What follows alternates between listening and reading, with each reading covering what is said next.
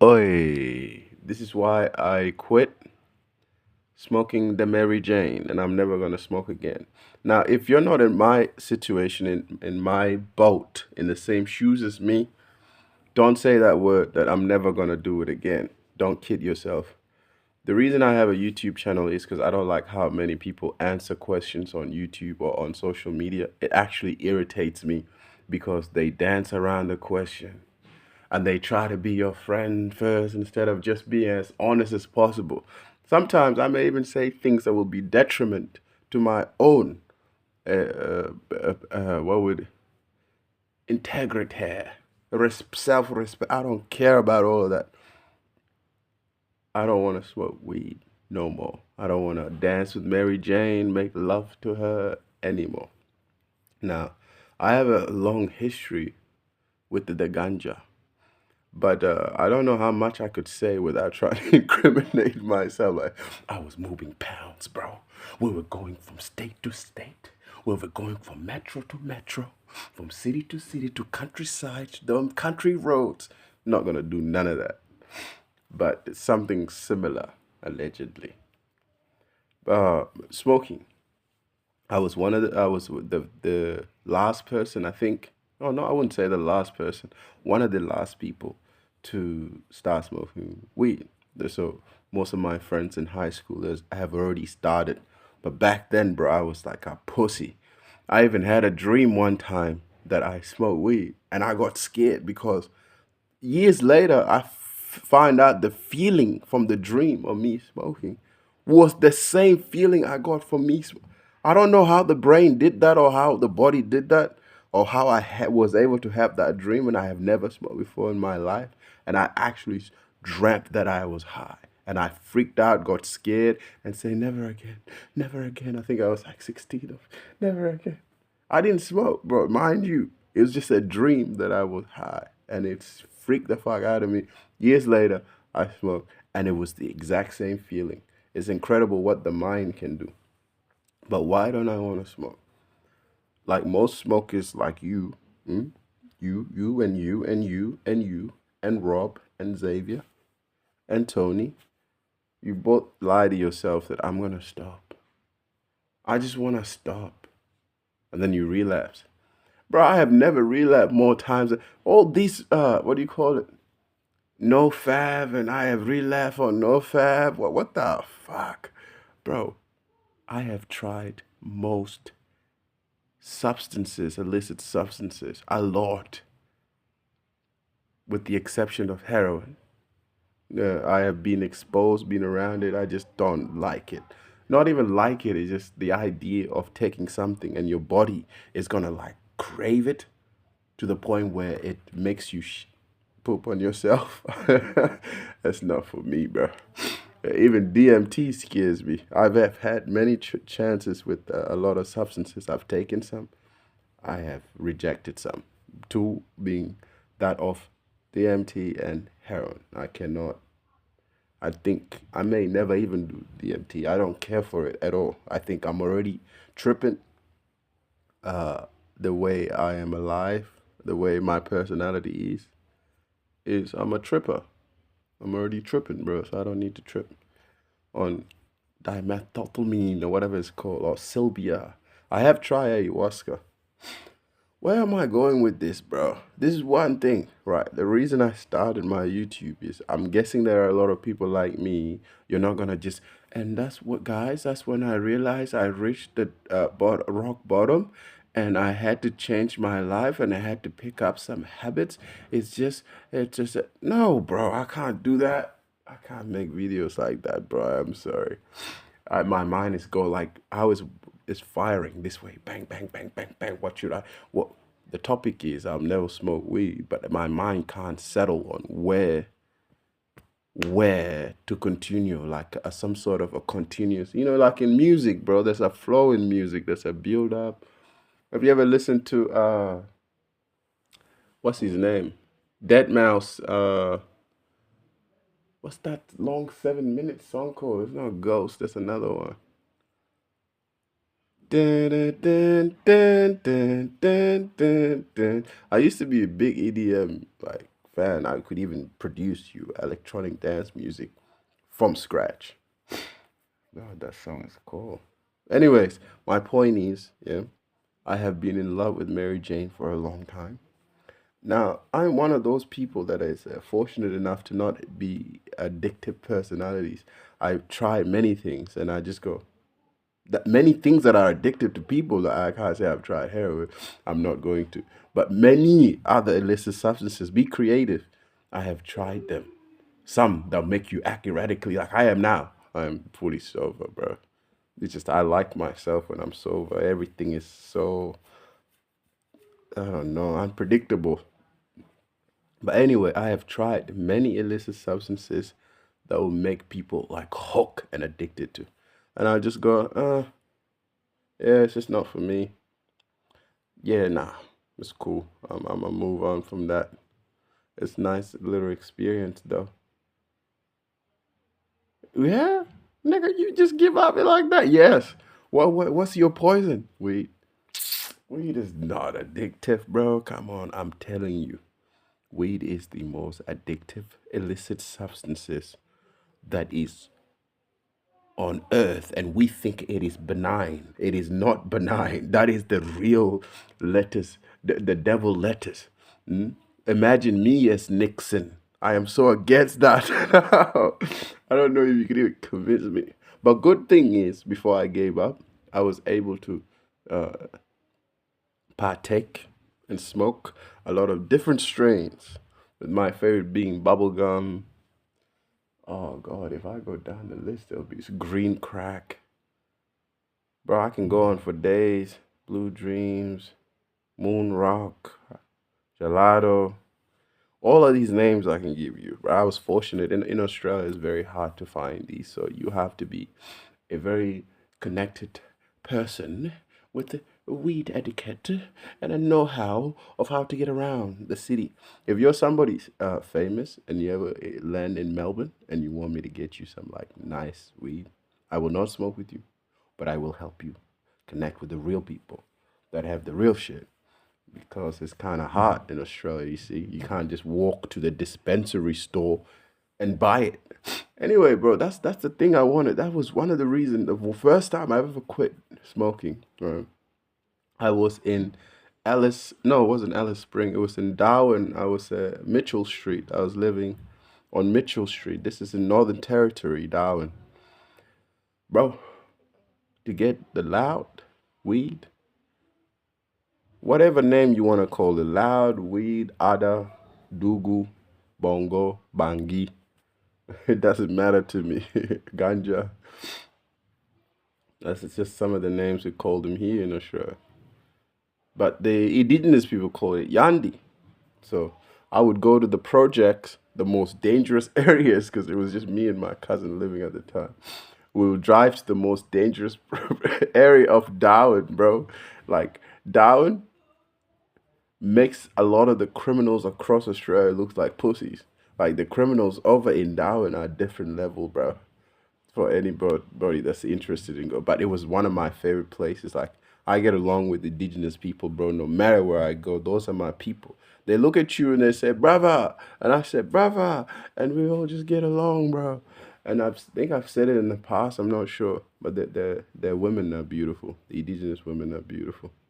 Going back to the story, I would go to these projects past Palmerston. I don't want to name them, but they're beautiful places. They're projects, but the people that live there, awesome people, bro. Fucking sick cunts. Top blokes. Nothing bad to say about them. But the price of weed in Darwin.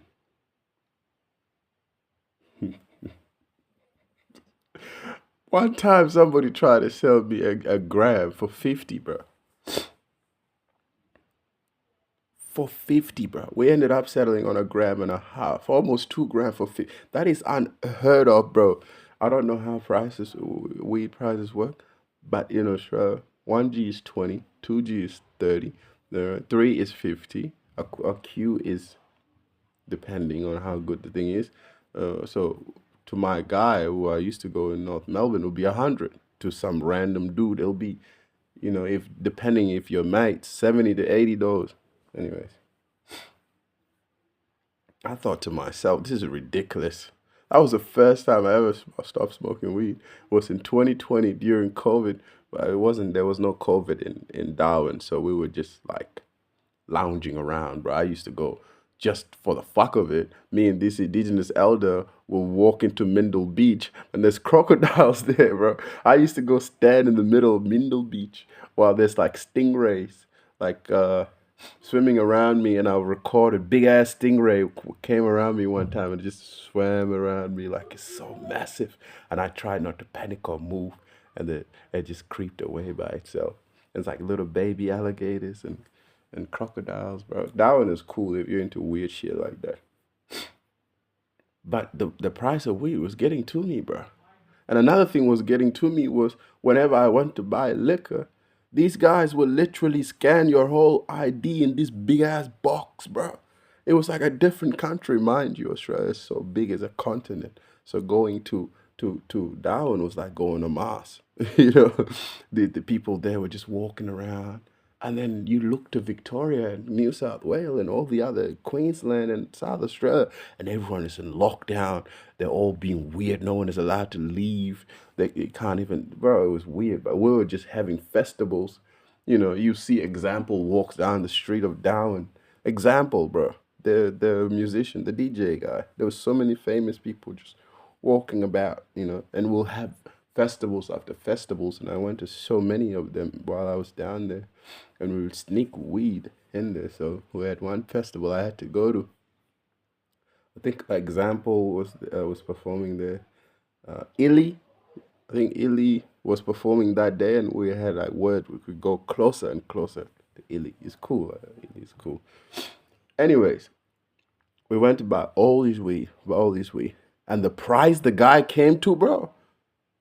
I accept it because I already set up my mind I was gonna buy some weed and I'm going to a music festival, and everyone else is just on lockdown. We're just celebrating. But I said to myself, after this, I am quitting. I can't discuss with you how much the guy charged me for weed, but it was ridiculous. I ended up quitting there for a long time. That was one of the first times I quit weed because the prices, it was like dirt cheap, dry weed in Darwin is one of the worst places to get marijuana. One of the worst places, bro. Marijuana there is so terrible that one time I was walking down on Mitchell Street, right, looking for bud, mind you. I couldn't sleep because it's so hot, bro. It's like 50 degrees. I don't know, you American work it out with these Celsius shit. 50 doesn't matter. The point is, it was hot, bro. Steaming hot. If you go take a shower, you walk out of the shower, there'll just be like a steam and mosquitoes everywhere. And I couldn't sleep. So I'm walking around the city, bro, looking for bud. This indigenous nigga comes. I see him. I'll ask him, brother, you know where I can get some yandi? He said, yeah, cuz, yeah. Like, he said, how much you looking for? I said, oh, not much, eh? He said, brother, is that a cigarette? I said, yeah. I put out the cigarette. He's like, I got a little bit of bud, bro. If you give me that cigarette, I'll give it to you. I look at this man like, are you serious? I just paid an equivalent of $50 for that bud you're about to give me. And you want one cigarette? Bro, that guy, bro, I don't know if we ever meet. He saved my life. I took the weed, went home to my cousin. We rolled it up. Watch the sun, that we call the moon set. It's this nice, beautiful sky. But yeah, while we were down, I had to stop smoking. Another time I had to stop smoking was a year ago, 2 years ago in Byron Bay. Now, it's not for the reason you think. It was actually for just too much abundance of weed. There was just too much weed, bro. I remember, it was like a clip, a scene out of a movie, if I tell you. There's a place called Nimbin. Me and my friend Choco, we wanted to go to Nimbin. Now, mind you, none of us have cars, but we like the adventure of things. So me and Choco's been to Nimbin many times, but this is my first time. Choco goes, we'll take a bus, or what was it? We'll take a bus to Lismore, and from Lismore we'll hitchhike to Nimbin. I said, bad, bro. I'm just going with this, by the way. Like, I'm just going with it. Like, there is no plan. I don't even have money. I didn't even ask how much money Choco had. But he did have some money, thank God. Bro, this guy cuts his hair. Choco's a crazy cunt. He cuts his hair, right? But in holes. So you'll cut like a hole there, pull it out, go to another hole. Like how Kanye cut his hair, but this so crazy white boy. These Aussie white boys are crazy, bro. I'm like, Choco, how the fuck are we gonna get around? We're already not, we're two guys, we're not two hot chicks. So, and you are cutting your hair looking crazy. I am a big ass black guy, bro. How are we gonna get a ride, bro? Look, you should have not cut your hair. Now we look crazy. Now we're on the side of the road waiting. Me and him, I forgot about what we were even arguing about, and we're just chucking rocks, throwing rocks. And this guy came with his ute, bro, picked us up. Turned out to be a pretty famous guy there in Nimbin for cultivation. Takes us to his house. Brother, there is a strain called Special Queen. That strain, I had to change the name to Bantan. I had to change the name of the Special Queen, that's what the guy called it, to Bantan. Whenever you go to Nimbin, ask for a guy. I can't tell you his name for legal purposes. I can't tell you his details, blah, blah, blah. You gotta keep this shit. But ask for Special Queen. If you ever are in Nimbin, ask for Special Queen. Special Queen is the strain, and they'll tell you the guy name. Anyway, we ran into the guy by luck, and his house was fucking amazing. So driving up the hills, bro, to Nimbin, we stopped at this cool ass place, and this guy built a whole house with his hands, bro, on a hill. And that's the place where he used to cultivate his stuff. And anyway, we stopped by. He had a beautiful dog, beautiful wife and kid, everything. We wanted to sample this, so we tried it. My brother, Choco, can rip billies up the billies up the billies up the billies, bro. This guy got a lung. He's a hero, bro. He could rip him. I've seen him rip from morning to day. He ripped one. Sat back. His eyes are all red. His attitude changed. Now I'm scared looking at him because the way this guy said was, the strain you're about to smoke is not just a strain, bro. It has 10 different strains in one. One nug has 10 different strains that have been over time mutated and cut off. And just the way he explained it, bro, it was like a whole movie, man. Like I would have to do a whole skit, a whole write-up for you to understand the scenery that I was seeing. I'm an adventurer, bro. I love traveling Australia. Bro, when it came to my turn to hit that, I'm telling you, I have never in my life smoked something like that. And so the reason I started at the beginning and said, don't say that I'm never gonna smoke again. If you've never had an experience like what I'm telling you, brother, keep smoking until that opportunity arises and you smoke some crazy strain and you just I don't know how to explain. Man, I'm almost like to tears just like sort of like thinking back at that time, man. And what that strain was. It was human ingenuity. It was genius. I have seen the iPhone. I have seen many of human inventions and just go, yeah, it's hard. But the way this guy grew this and took his time and the way he explained it was pure genius. You think Einstein is a genius? This man from Nimbin who just randomly picked us up on the side of the road, took us to his house that he built with his hand on the side of the hill, and then fed us a strain which contains 10 different strains. That man is a genius. If I had to choose between him and Einstein, I would choose Einstein, put one in his noggin, bang, wrap it up in a chain that will never rust, big ass heavy chain, and drag him into some sort of an AU, chuck him in there, back of the boot, take him to, no, don't take him to Warrnambool or somewhere, dump him. No, take him to the ocean and throw Einstein in the ocean and make sure the chain that I wrapped him in just pulls him to the ground, just fucking sink him. And he never rust. He never float back up. Never ever again. And we saved this genius in Nimbin.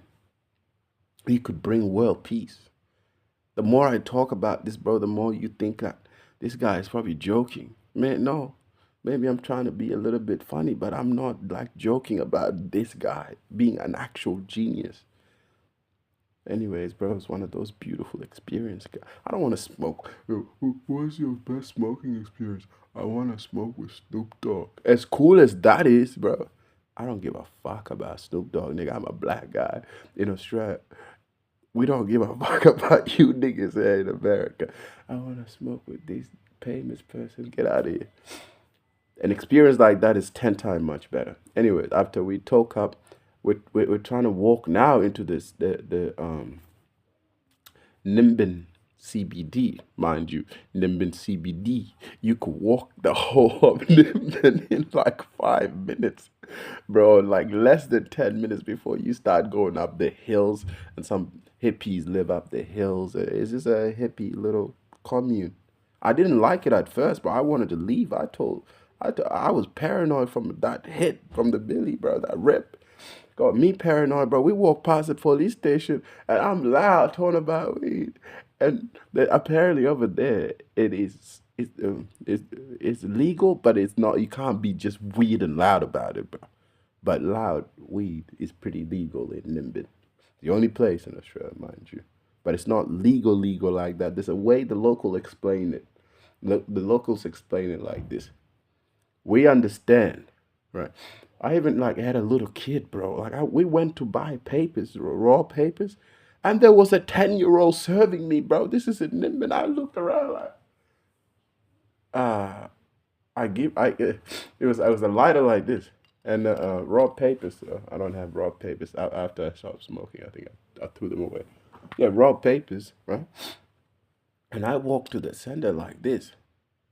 Uh, I put them on the table. I'm confused because this little 10-year-old girl is wearing the same outfit as the cashier. So now I'm looking at the cashier, but she's closer to me, and I've seen her check somebody out, like check the things out.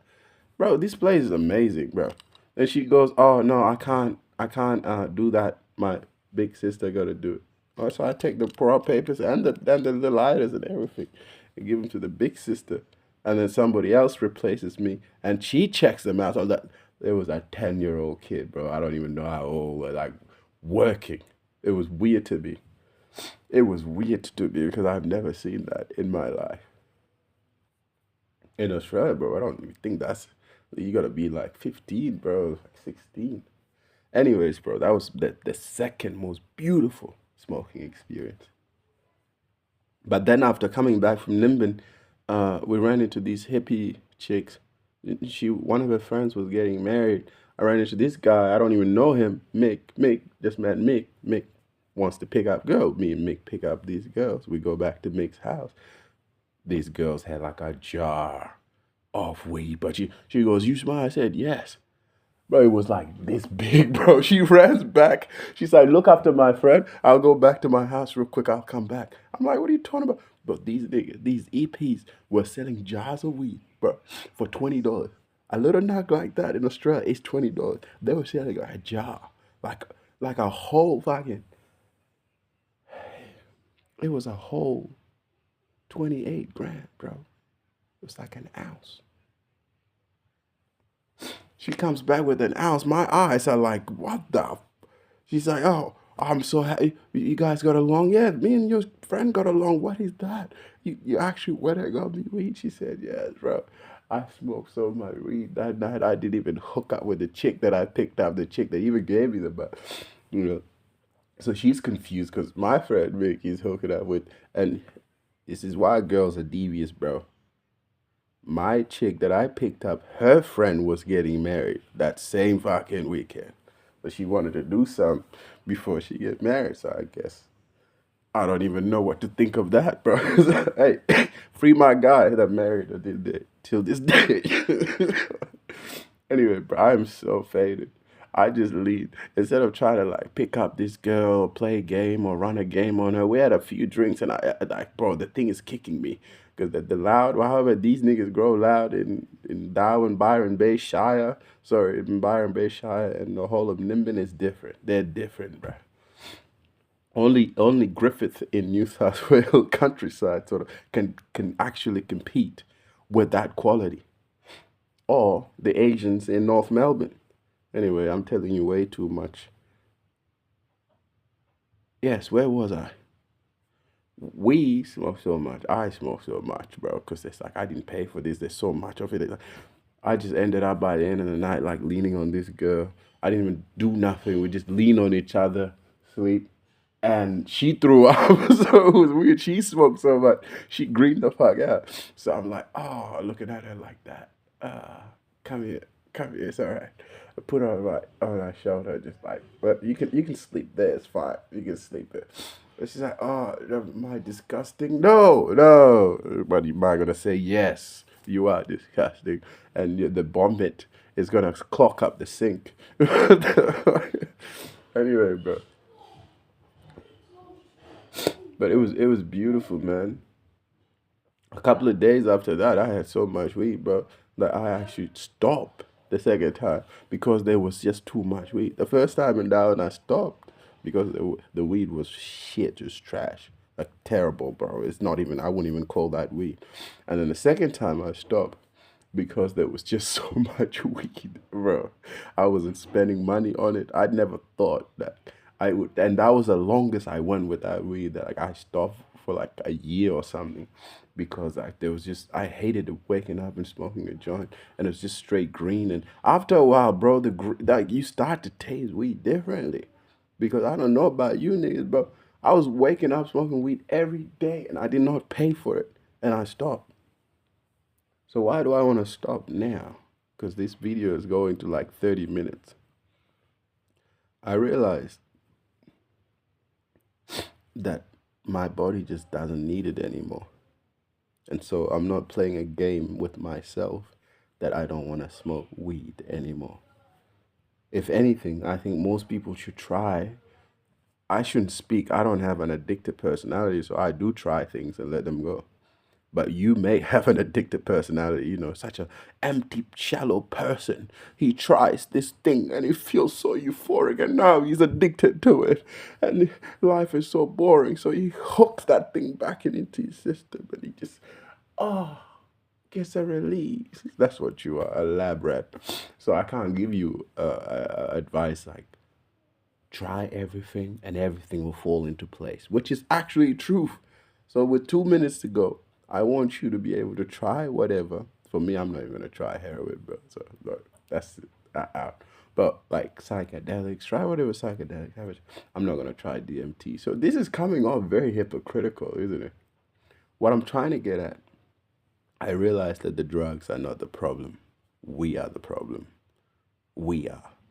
And so most people like you should, if you feel miserable without your hit, take the hit, bro. Don't play games with yourself. It's the same thing with medication. They just stabilize the body. It's the same thing with like Ricodine or lean or any other type of lean you drink. It just stabilizes the body. And I realized there's no need to stabilize the body to begin with. Why not just cut out all that? The cigarettes, the weed, the alcohol. Cut all that out of your system. Then you're always at a level point of view where your body is just at peace. That's where I am at that level where the body is at peace. And so smoking is unnecessary. Drinking is unnecessary. It feels as if it's hurting me to begin with. So now if I do drink, even though a lot of Aussies drink, it'd be like for a while I'm hurting myself. And then that adrenaline kicks in, whatever feeling you get from drinking. To most young men, go shit face and have beautiful stories to tell. That's not all of it. It's just as much I could cram, and I'm like ADHD, just fucking all over the place. Bro, Just have fun and be safe. Whatever happens, happens. If you choose not to indulge in some illicit substances, then don't do it. All like these little high, this feeling good in your body is bullshit, bro. But it shouldn't mean that you also shouldn't do it or guard yourself from it, and it's so evil. There should be a fine line, a balance where you try it and just go, nah, I'm cool. I could see how this is not. Or the danger is you try it and your life, there's nothing going on in your life, so you become addicted. And that thing is what brightens up your world, and so now you need it. That's the danger. But all drugs, they literally fall into their place. So for me, I smoke weed and I just go, nah, I don't want it. I smoke other shit and just go, nah, I don't want it. I drink whatever, I go, nah, I don't want it.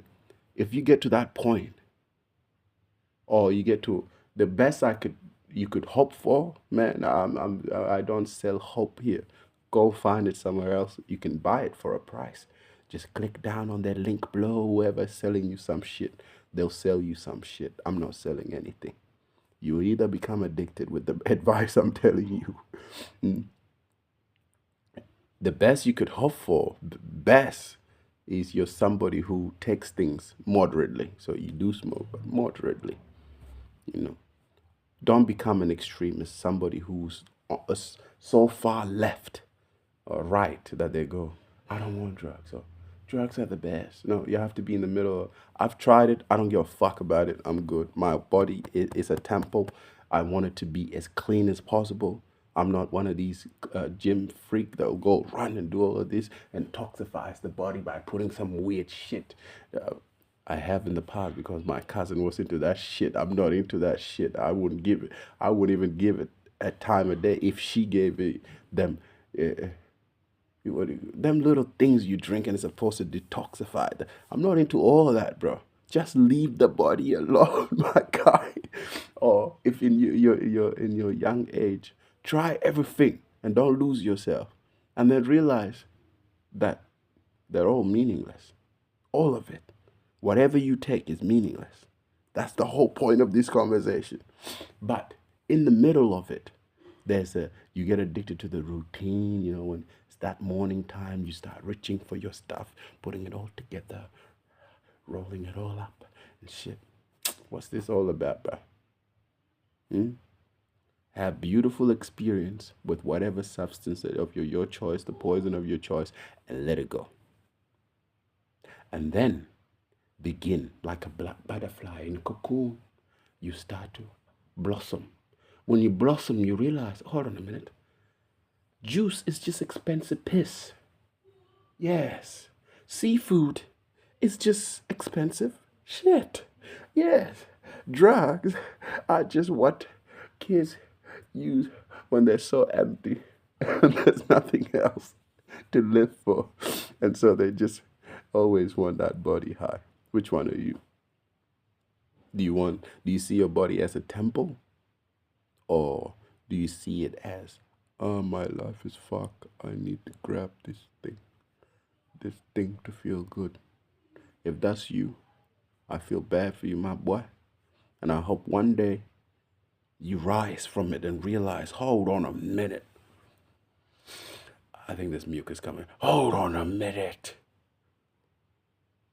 My body is amazing, unparalleled, such a beautiful design.